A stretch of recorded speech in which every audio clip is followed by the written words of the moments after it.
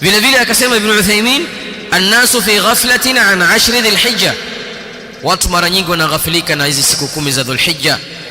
Anasema fa'ala talabati alilmi, ni wajibu kwa wale wanafunzi talabatul ilm an yubayinu fadlaha lil'amma, wabainishie wale ambao si wasomi, wabainishiwe fadla ya hizi siku. Fal'ammatu yuhibbuna alkhaira, kuna watu wengi ambao hawasomi, maskini hawakusoma, wapenda khairi lakini hawaijui wataifanya vipi khairi.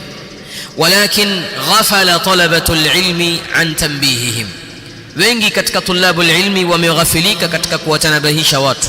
Kwa hivyo ndio maana tumeweka hiki kikao kwa kujikumbusha sisi nafsi zetu na vile vile kuwakumbusha ndugu zetu kwamba tumekabiliwa na masiku 10 ambayo ni matukufu mbele ya Mwenyezi Mungu Subhanahu wa Ta'ala, na lazima uyatukuze masiku haya kama walivyokuwa wema waliotangulia. Anasema Abu Uthman an-Nahdi rahimahullah ta'ala, katika wanafunzi wa masahaba, anasema walikuwa wale masahaba ridwanullah alayhim wakiyatukuza na wakiyapatia heshima 13 13 walikuwa wakiyatukuza masiku 10 ya mwisho ya mwezi wa Ramadhani, al-ashr al-akhir min Ramadhan. Masahaba walikuwa wakiyatukuza ya masiku 10. Kadhalik al-ashr al-awwal min Dhulhijja, walikuwa wakiyatukuza 10 ya mwanzo wa Dhulhijja. Kadhalika masiku 10 ya mwezi wa Muharram ambao ni mwezi unaofuatilia Dhulhijja, mwezi wa kwanza katika kalenda ya Kiislamu. Zile siku 10 za mwanzo masahaba na wema waliotangulia wote waliafikiana katika kuyatukuza yale masiku na kukithirisha kufanya ibada. Anasema Maimun ibn Mahran rahimahullah ta'ala, asema adraktu an-nas, nimewakuta watu, wa innahum la yabkuna fil ashri, wanalia haya masiku 10 ya mwanzo wa Dhulhijja, watu wanalia, yani masahaba ridwanullah alayhim, hatta ushabbihuhu bi amwajin min kathratiha, mpaka nafananisha machozi yao yanavyomiminika katika nyuso zao ni mfano wa yale mawimbi ya bahari, kuonyesha walikuwa wakilia sana katika yale masiku. Na kulia bila shaka kuna sababu, si kama utajililia tu. Wanalilia nini? Wanalilia madhambi yao, yabkuna ala dhunubihim, na bila shaka kulia ni athari ya kuonyesha hii ni majuto, na ndio msingi na mwanzo wa tauba. Mtu kutubia kwanza lazima ajutie yale aliyoyafanya.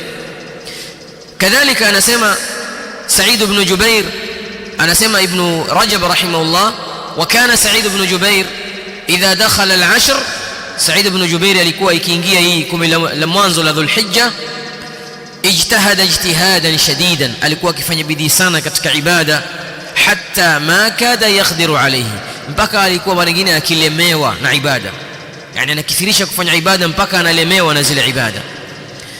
Kadhalika ahibati alkiram, anasema Mujahid, al-amalu fil ashri yudha'af, mwenye kufanya amali katika siku hizi 10 Mwenyezi Mungu anamlipa double.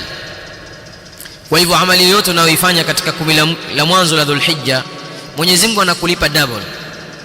Ukitoa sadaqa shilingi 100 katika masiku 10 haya ni bora kuliko kutoa sadaqa katika masiku mengine. Sala unayoisali katika masiku 10 haya ni bora kuliko sala unayoisali katika ayu amali salih, amali yoyote unayoifanya. Silatul rahim, kuunga kizazi katika masiku 10 haya ni bora kuliko, Mwenyezi Mungu anakulipa double ujira wake. Anasema Sa'id ibn Jubair, la tudfi'u sirajakum layali al-ashri, musizime mataa yenu katika masiku 10 ya Dhulhijja, yani musilale nyumbani, musifanye ni masiku ya kulala.